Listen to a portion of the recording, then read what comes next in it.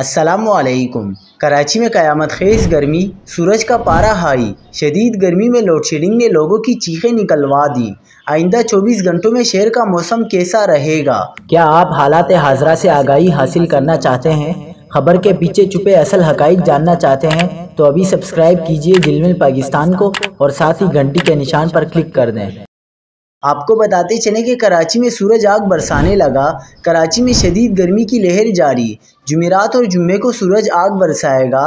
रवां बरस मई का एहतिताम मामूल से ज़्यादा रहने का इम्कान है। तर्जुमान महकमा मौसमियात व डिप्टी डायरेक्टर अंजुम नज़ीर ज़ैम के मुताबिक कराची में गर्मी की शिद्दत में इजाफा और दर्जा हरारत 40 डिग्री को छू सकता है। मई के एहतिताम पर कराची में मरतूब मौसम, जून के आगाज़ पर शदीद गर्मी का इम्कान है।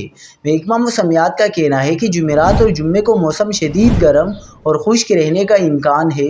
इस दौरान पारा 41 से 43 डिग्री सेंटीग्रेड तक जाने का खदशा है, जबकि तेज़ हवाएं भी चलती रहेंगी। शहर में फ़िलहाल हीट वेव जैसी सूरत हाल नहीं है, लेकिन दर्जा हरारत में इजाफे के पेश नज़र एहतियाती तदाबीर इख्तियार करना ज़रूरी है।